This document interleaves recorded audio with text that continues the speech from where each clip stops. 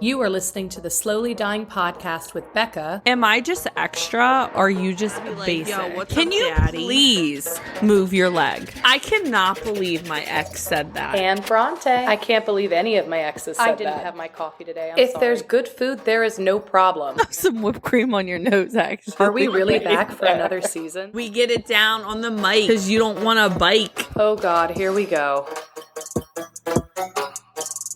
Hey you guys, what's up? It's Bronte here, and I am solo this week actually. Becca is on vacation, a well-deserved vacation, so it's just me on the mic for this week. So I am back with my rants, and today I didn't really even know where to begin with this rant. I kind of had an idea, and I titled it Over the Bull, which is basically over the bullshit, and many might think, what angle am I going to go with this? And I don't even know what angle I'm going to go with this, but I'm just going to speak from the heart, and it might be all scrambled, but this is just how I've been feeling lately, and it's a big factor in my life currently. And I'm not talking about, there's bullshit in life. When you get older, life only gets harder. There are times where you wish, or I know I wish I could just go back to the simpler days, but you can't. But I'm not talking about bills. I'm not talking about school. I'm talking about what you learn and the hard facts of life sometimes. And I remember when I was younger, my mom was always like, don't wish your younger years away. And I never thought I did. I just always remembered, oh my gosh, you get to do so many things that when you're older. That is very true. But you learn some very hard lessons in life, and not that I don't want to make this recording depressing at all, but I don't know if anyone else is going through this, and it's probably a pre-warning for some people that you may realize this when you get older, but I'm going to be 30 next year, and when I look back in my 20s, I don't regret it. I've had such a fun time. I've made so many memories, and I've learned so many things. Now that I'm drifting towards my 30s, I have really made it a mission, especially this last year, to focus on myself more. I've made a big career change. I'm really just focusing on what makes me happy and spending some one-on-one time with myself. And I think one of the biggest things that I had to get over was pleasing others. I have had a huge problem with finding satisfaction through what other people feel. I always felt like I was disappointing them. I always felt like whenever I went against the grain a little bit, people were like, oh, what's up with Bronte? She's acting weird. And that made me really see what people were all about. I never saw really who the true friends were versus the horrible friends. And I think it just goes back to not spending time with people who don't treat you well, learning how to say no and weeding those out who don't mind you saying no. They don't hold it against you. Setting healthy boundaries is probably one of the most loving things you can do, not only for yourself, but I feel like for another person. And I feel like I've just noticed, and I don't tolerate people who don't treat me well. I see it now. I see the mediocre friends, the love, the relationships. I want to stay away from miserable people because they'll just consume you and drain you. And I feel like what I've noticed is people typically struggle with boundaries because they find it difficult to hurt someone else's feelings, or they kind of get caught up in a desire to change the other person or make them the way they want them to be treated. And that never works. And I have found myself in that relationship, or that type of relationship, or that type of friendship. I feel like when we're in like our younger 20s or our 20s in general, we see the world as very open, and we're so short on our experiences that we cling to the people that we meet during those experiences. And I have done that. It's the best feeling in the world when you relate to someone so well and you're so consumed in that love and that connection.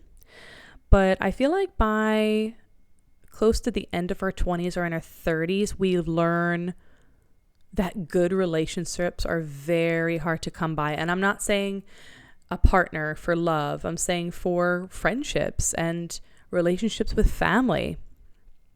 And that there is no shortage of people that you're going to meet in life. And there are so many friends to be made. And for that very reason, I feel like there's no reason to waste time on people who don't help our path to life. I feel like someone should show up with and for friends, no matter what. And I feel like that leads me into enforcing stricter boundaries for who we let into our lives. I think we really take some of these relationships for granted, and the older that you get, things start to happen, and it does affect those closest to you. And I feel like we should appreciate those who, are closest to you. And I feel like you should weed out people who are the ones to stab you in the back or talk about you behind your back. You want those that will almost stab you in the front, almost. You want to know those friends that will defend your honor even when you're not in the room. And I feel like I've had to learn this very difficultly because I feel like I put a lot of faith in people and I have been let down many times. And I think I've been taken, I know I've been taken for granted many times. And I think there's just so much bull going on that, I've even found myself not even defending my name. I have found myself in situations where, people kind of put me in the middle and they just expect me not to say anything. And they are true in this regard because I'm so afraid of speaking up sometimes because, one, I feel like it's not my place, but two, I'm not realizing that once you put me in the middle, it is my place to defend. But three, I'm also afraid of what will happen, of course. But I feel like this last year or two, I feel like I've really kind of buried that worry because honestly, those that throw me under the bus should know better. I'm talking, they put me in the middle of relationships. One is messaging me and they expect me not to say anything to their partner or go out of my way to be like, hey, did you know this was happening? Because they see me as a friend. They don't see me as a support system of a friend. I feel like they view me as, oh, Bronte won't tell anyone. And they're very bold for doing that. One, I mean, they are correct. I don't speak up as much as I should. I have to give those people the gold medals who are like, hey, your so-and-so boyfriend or girlfriend is pretty crappy right now. Here's all the proof. Goodbye. I feel like it's hard for me because some of those said people are or were my friends, but I have to read between the lines in that no one should put anyone in the middle of that situation. And not even those that you see as, friends who are in relationships, just friends in general. I have found myself in situations where, I go against the grain, and I've been saying that for the last couple minutes though.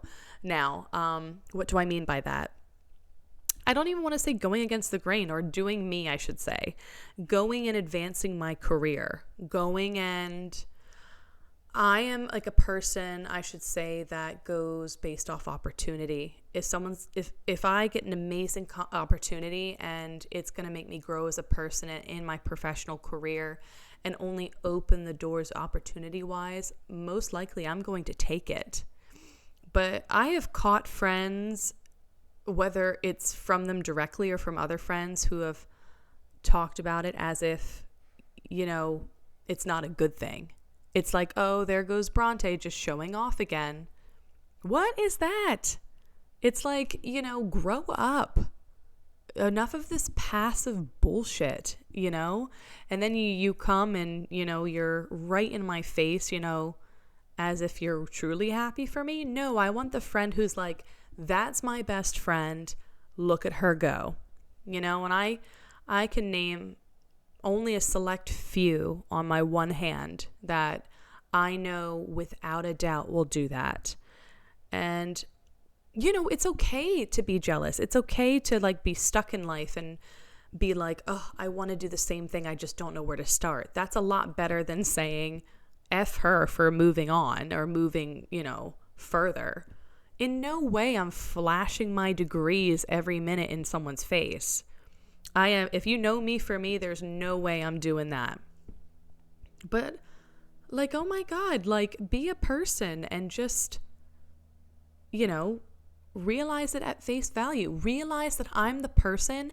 If you come to me and is like, hey, I want to know how to do what you're doing. I want to go back to school or I want to make advancements. What advice can you give me? Know that I am the person that's going to root for you and probably help you out. Not even probably, 100% help you out. Please. It's, one of my greatest joys that I can do as a person. I've always wanted to help people. That's why I went into healthcare.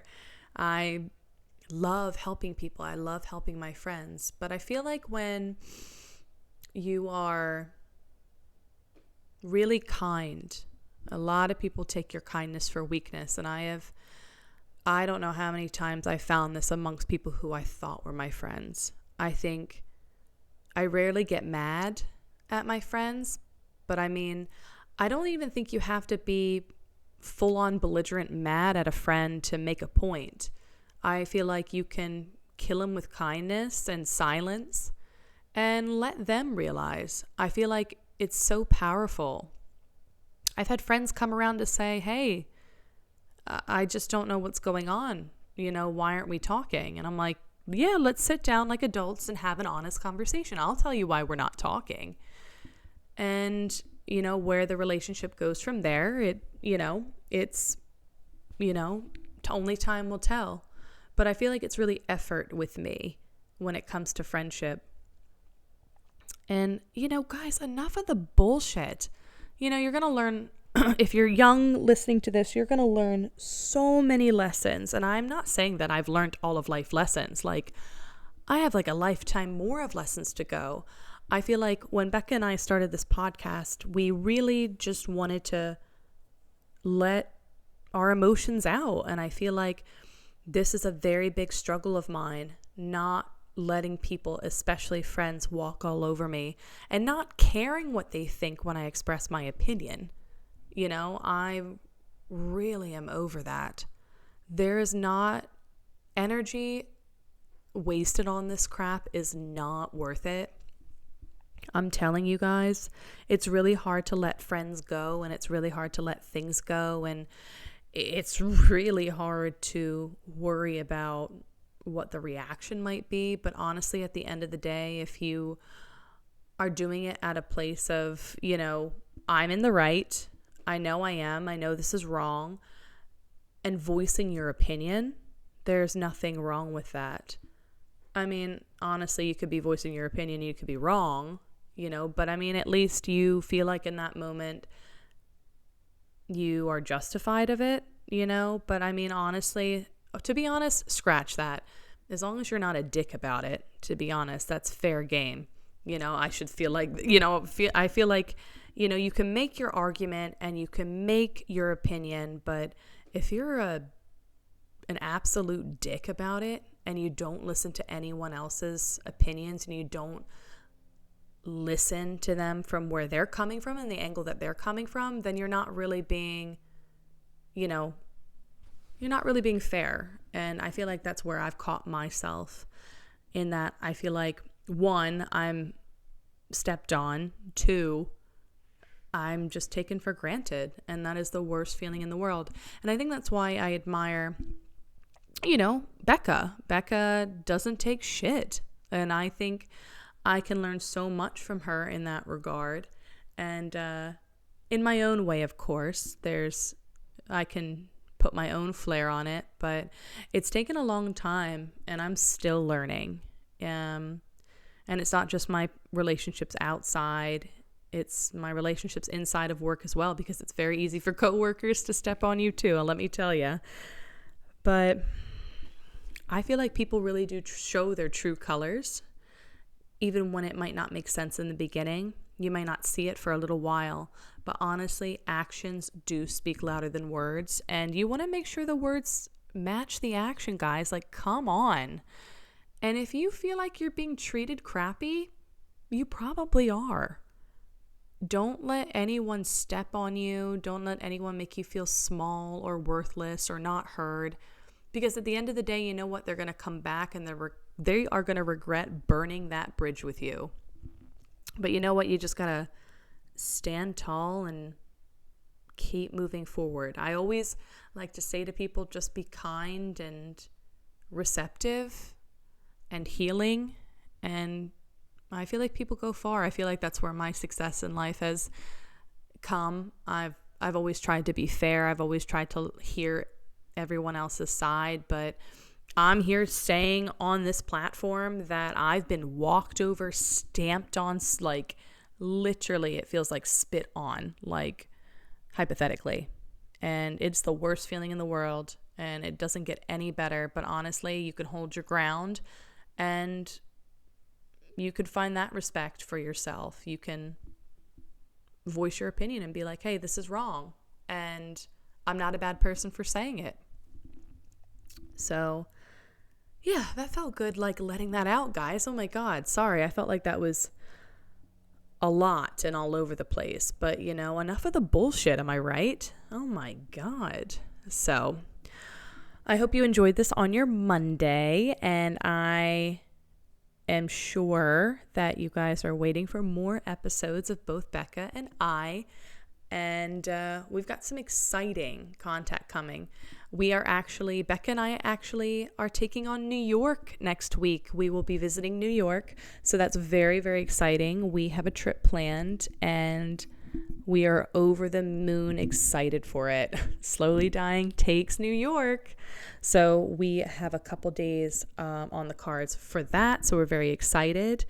And of course, I always have to say, as always, thank you so much for the support and the downloads. That's been really cool.